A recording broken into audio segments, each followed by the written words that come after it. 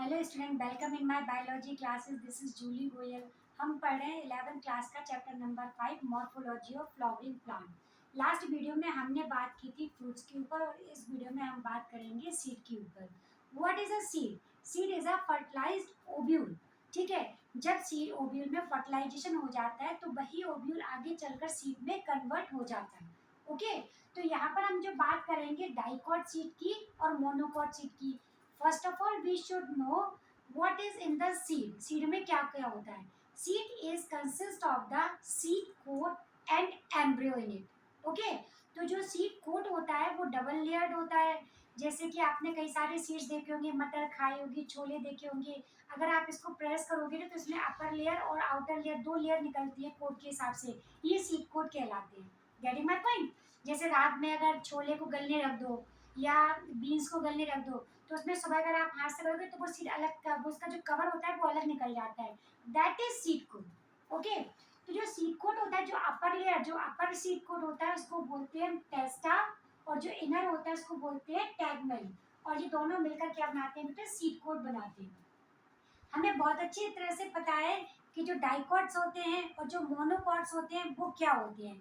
जब किसी सीड को हम दो इक्वल हाफ पार्ट में डिवाइड कर सकते हैं वो डाइकॉट सीड कहलाता है। हमें टू कॉर्डिनेट्स देखने को मिलते हैं। और जिस सीड को अगर हम ब्रेक करने के बाद दो इक्वल पार्ट में डिवाइड नहीं होते हैं वो मोनोकॉट सीड कहलाते हैं। जैसे कि राइस हुआ, मेज हुआ, व्हीट हुआ, इन सब में जो एक जो ग्रेन होता है, सीरियल्स होते हैं, वो एक मोनोकॉट सीड होते हैं और ये अपने आप में एक फ्रूट्स भी होते हैं, जैसा कि हमने लास्ट वीडियो में बात की थी। तो डाइकॉट में दो कॉटिलेडन्स देखने को मिलते हैं और मोनोकॉट में एक कॉटिलेडन्स देखने को मिलता है। First of all we are going talking about to the dicot. तो डाइकॉट सीड का जो स्ट्रक्चर होता है बेटा, वो सीड कोट क्या होता है?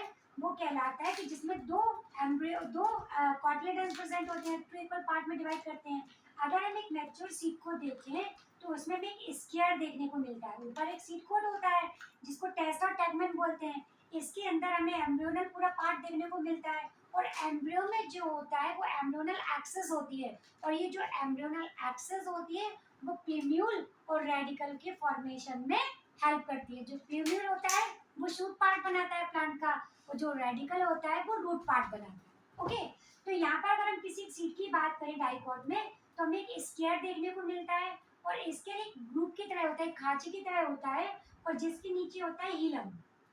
हीलम is a part that help to the attachment of the seed from the ovary. ठीक है, यानी फ्रूट से जो उसको अटैच करने का जो पार्ट होता है वो कौन काम करता है उसके लिए? हीलम। और हीलम के जस्ट ऊपर की तरफ एक जो होता है कोर होता है जिसको माइक्रोपाइल बोलते हैं।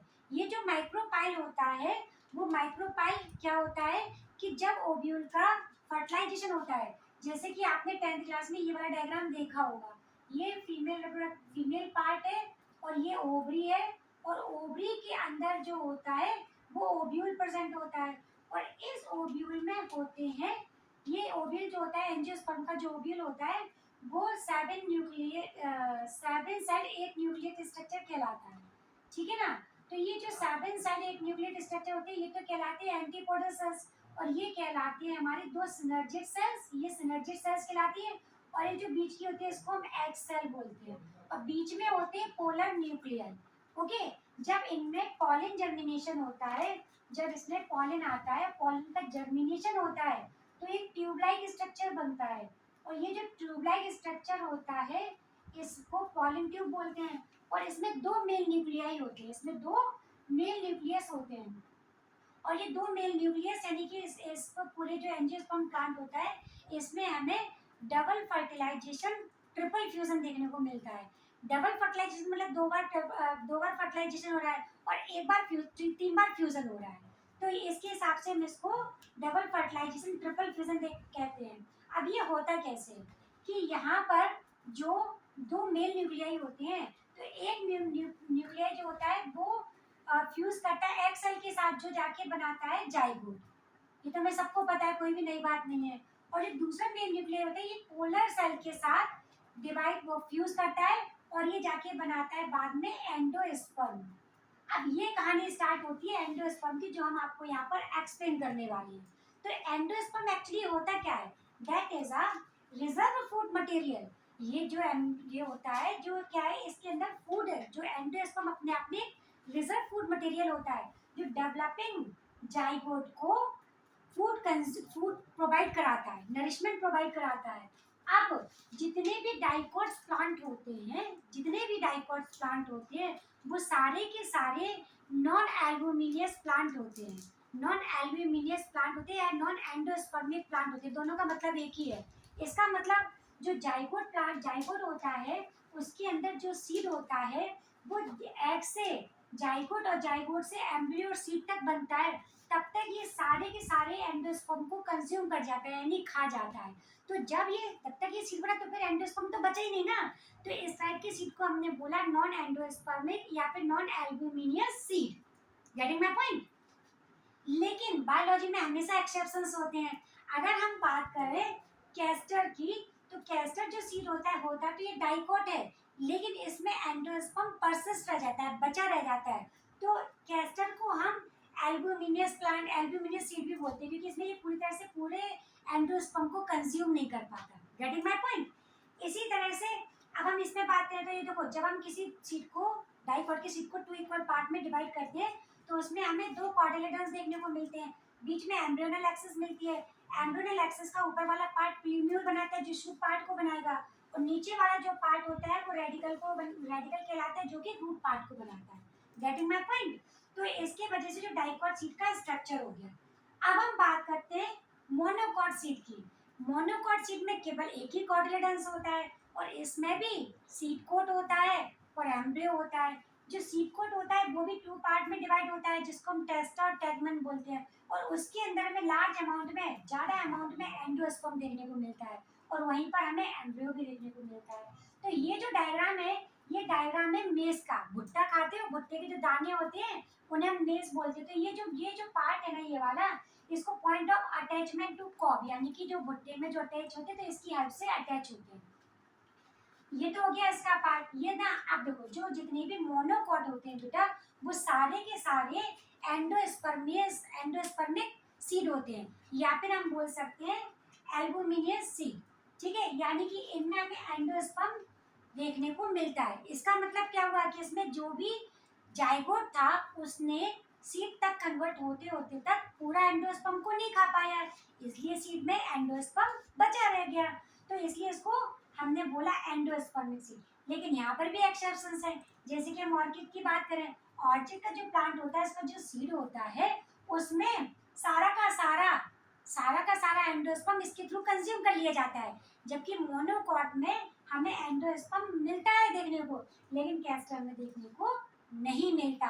तो इस टाइप के बेटा, ये जैसे ऑर्चिड वाला हुआ, ये कैस्टर वाला हुआ, ये एग्जाम में बहुत पूछा जाता है। ठीक है ना? तो यहाँ पर क्या होता है, ये पूरा पूरा एंडोस्पर्म को कंज्यूम कर जाता है, इसलिए ऑर्चिड में देखने को मिलता है।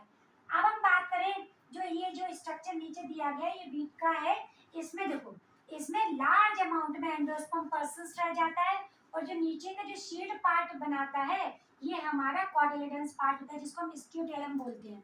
अब यहाँ पर देखो, पहले भी बताया था हमने कि जो इसकी जो बॉल होती है, ये अपने आप में एक फ्रूट है बेटा। इसमें का जो सीड कोट होता है वो ना फ्रूट बॉल से, यानी ओवरी की बॉल से फ्यूज रहता है। तो जो अपर मोस्ट लेयर होता है वो सीड कोट होता है, इसमें भी टेस्टर टेगमेन देखने को मिलता है। और इसके अंदर की जो लेयर होती है, जिसको एल्यूरोन लेयर बोलते हैं, ये एल्यूरोन जो लेयर होती है वो एंडोस्पर्म को एम्ब्रियो से, यानी जो कॉटिलेडन्स है उसको सेपरेट करती है। तो ये जो इसमें पार्ट बनाती है, यहाँ पर पूरा का पूरा एंडोस्पर्म स्टोर रहता है। अब जो स्केडुलम वाला पार्ट होता है, कॉटिलेडन्स वाला पार्ट होता है, इसमें हमें एम्ब्रियोनल एक्सिस देखने को मिलती है, और एम्ब्रियोनल एक्सिस में जो अपर पार्ट होता है वो प्लूम्यूल बनाता है, और जो लोअर पार्ट होता है वो रेडिकल बनाता है।